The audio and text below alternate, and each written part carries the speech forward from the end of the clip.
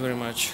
I would like to start by thanking organizers of this wonderful event, Rhodes Forum 2014, Forum's president, Vladimir Yakunin, for inviting many brilliant speakers and organizing this, and posing important questions for all of us to consider. I would also like to thank Professor Jan Teibau and Professor Lysin for providing us with keynotes for today's session on the Great Silk Road as the past and future of dialogue of civilizations. So my topic is the Eurasian Union and the reconstitution of the regional order in Eurasia. And I'll be talking about western part of the Silk Road, if you will, and initiatives that complement this initiative of the Silk Road Development Belt. When I say Eurasian regionalism, of course I understand that it represents not only Eurasian Union, Eurasian Economic Union, but also other organizations such as Shanghai Cooperation Organization, Economic Cooperation Organization. There are several regional bodies which complement each other and which, if developed in full, in collaborative way, will create this transcontinental regional zone that Professor Lysin was talking about. But I will be focusing more narrowly on the initiative of the Eurasian Economic Union, which currently consists of three main countries, Russia, Belarus, and Kazakhstan, and there will be additions, of course, and the growth. And this organization represents something also of a big potential for the future. I would argue that Eurasian regionalism represents adaptive reaction to challenges of the global age, to security dilemmas, uncertainties and risks of the global age. But also it represents a new way to go global. Regionalization efforts in Eurasia have been informed by several strands of thought. Among them, we can talk about diffusion of regionalist concepts of integration from the European Union. There is, of course, the strand of Russian classic literature of Eurasianists. And there is, of course, also new development. We'll now live and we face consequences of the global financial crisis of 2008-2009 and the protracted recession of the Eurozone. These events gave a new boost to Russia's own advocacy of both regional and cross-regional alternatives to neoliberalism. The Eurasian Union has been suggested as one of those alternatives. I have several sections in my paper. I'll try to condense them as much as possible. The first one deals with the development from the Commonwealth of independent states to the Eurasian Economic Union. And of course, already here at the start, we see a different type of regional integration. Reintegration of a collapsed multinational federation on a voluntary basis, no longer in the states form, but as a region comprising several newly independent states. This is a task which is principally different from a typical region building exercise.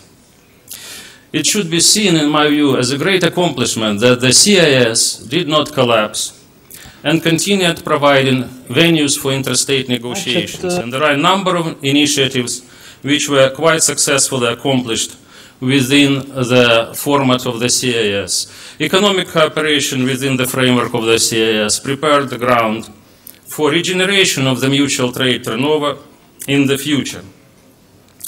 And the Russian Federation appeared as one of the top 10 investors in several of the CIS countries, in Armenia, Azerbaijan, Belarus, Kazakhstan, Moldova, Tajikistan, and Ukraine.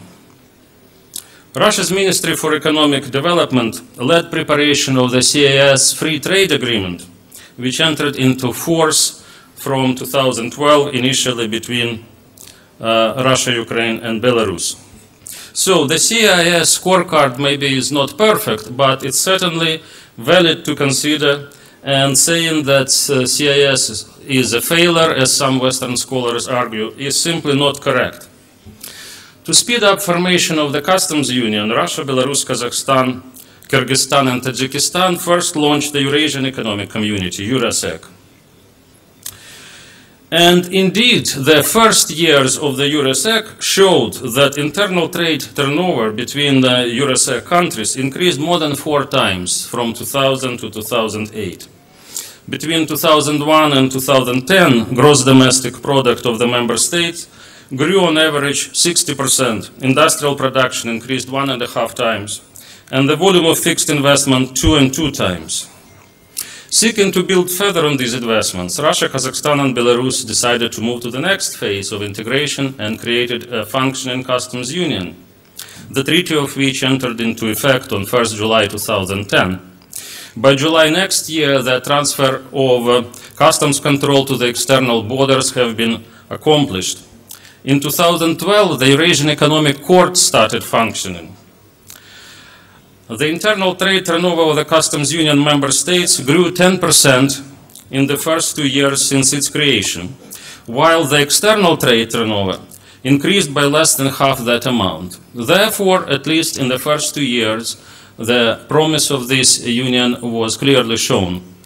The last year, unfortunately, was less successful, but we hope it will not tarnish the trend. The early results of the regional economic integration looked very promising, and therefore these 3 countries moved to the next stage and signed the treaty on creation of the Eurasian Economic Union in Kazakhstan, Astana, on May 29 this year. Now, my next section briefly addresses the question of Ukraine. Honestly, never in my wild dreams I could imagine that my relatively academic topic of regional economic integration would lead to such drastic results as the one that we see in Ukraine. And of course it has to be addressed. The tug of war between Russia and the European Union and the West, generally speaking, over Ukraine has underscored the current dilemma of regional economic integration in Eurasia.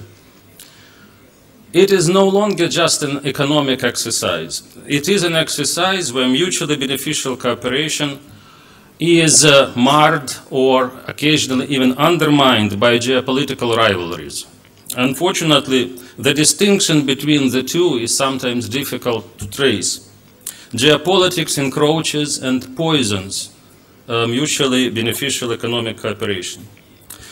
Ukraine has long tried to ride 2 horses simultaneously. You cannot do that, of course, as any nomadic culture would tell you that 2 horses cannot ride 2 horses moving in opposite directions. But Ukraine tried. It betted on continued cooperation with Russia while courting Europe, European Union, and NATO. When the European Union refused to deal with the Russia-led customs union as a single entity, Ukraine was forced to make a choice and eventually chose affiliation with the EU. Russia responded to this choice first by giving Ukraine the taste of less favorable customs regime in the summer of 2003, and then with subsequent developments including annexation of the Crimea. According to the Ukrainian position, this leaves no doubt that the idea of Eurasian regional integration disguised the Russian desire of regional hegemony. However, this interpretation is incorrect. We need to remember that, first of all, the very idea of Eurasian Economic Union was proposed by Kazakhstan in 1994. Russia at that time was quite hesitant to lead any sort of regional integration processes in post-communist Eurasia. Its support of reintegration within the framework of Commonwealth of independent states was not enthusiastic. It was lukewarm at first.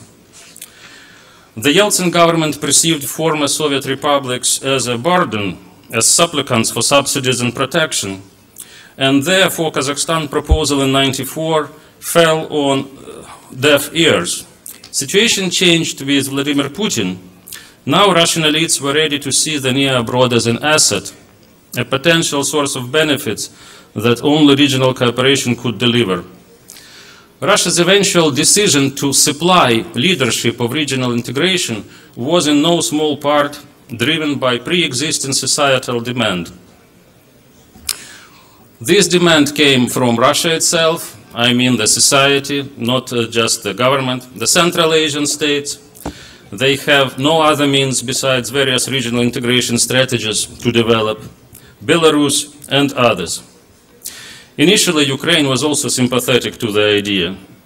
At the time where first single economic space was proposed, it was signed, among other countries, by Ukraine. It is unfair to dismiss the emerging Eurasian Economic Union as a Russian puppet. First of all, executive institutions of this organization operate under the principle of consensus. Both Belarus and Kazakhstan currently maintain a good measure of decision-making independence, including the veto power in the decision-making. As far as Russia's strategy goes, I hear often in Western conferences in America, in Canada, that Russia tries to dominate these regimes in Central Asia and therefore uses regional integration as a Trojan horse. However, ensuring survival of friendly regimes is not the same as a desire to dominate those regimes. These are two different policy goals. Russia's return to the Crimea heightened concerns about regional security. And yet all security concerns are best addressed by cooperative efforts. Ukraine's predicament has been made difficult precisely by the fact that it is not yet integrated in any security structure, either European or Eurasian regional security complexes. So, sitting on the fence is not the best strategy. Having sat on the fence between the two for far too long, Ukraine fell victim to its own short-sightedness. Meanwhile, focusing on regional integration in Eurasian Economic Union, there are not only political or economic, but also social factors that drive this, that we cannot avoid. One social factor that I address is migration. Of course, labor migration in the CIS area is estimated at 9 to 10 million people a year. The main donor countries are Armenia, Azerbaijan, Belarus, Georgia, Kyrgyzstan, Moldova, Tajikistan, Ukraine, and Uzbekistan. So, just to give one example, it is well known that migrant labor remittances sent from Russia to Central Asian countries account for a sizable share of the GDP. Specifically, in Uzbekistan, it's 16.3%. In Tajikistan, it's 52%. And in the neighboring Kyrgyzstan, 31, one-third of GDP is made by labor remittances.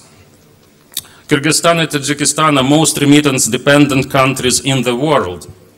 Most labor migrants from Central Asia work in Russia. Another recipient stated Kazakhstan. So the sudden influx of migrants causes social tensions, causes problems of education, and the only solution, the only humane solution, is cultural exchange, it's education, it's providing historical knowledge and the knowledge of languages which allow better integration of migrants into the host society. Of course, new states often try to create their own histories, new myths and new heroes. And sometimes it works, sometimes it doesn't.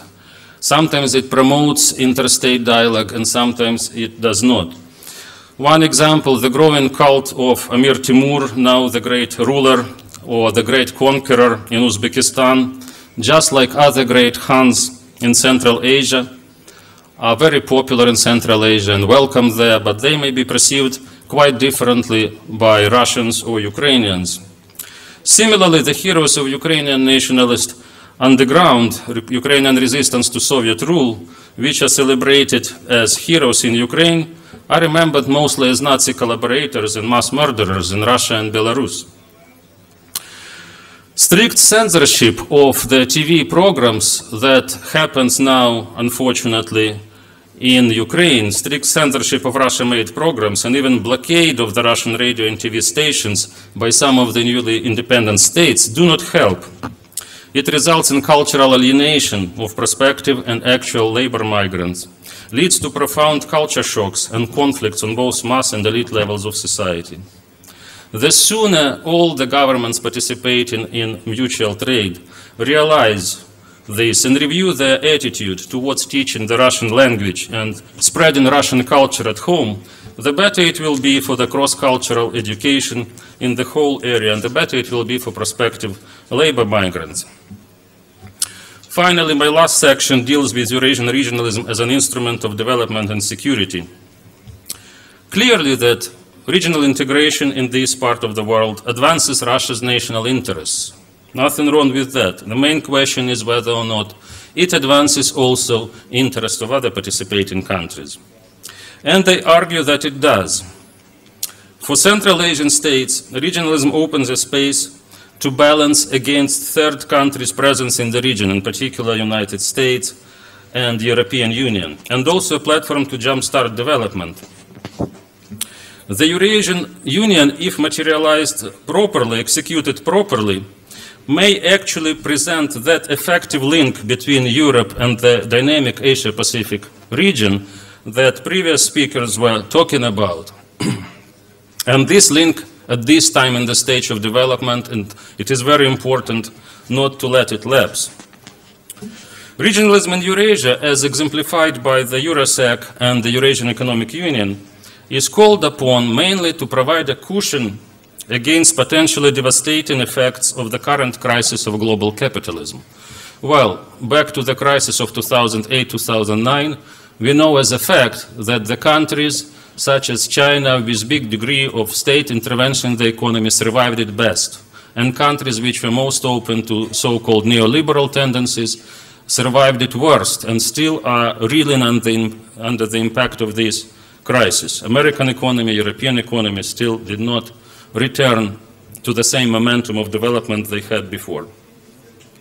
So, if regionalism in Eurasia is a cushion against the devastating effects of neoliberalism or global capitalism, then the main concern of the participating countries is to prevent backsliding into the world's periphery and maintain political and economic independence.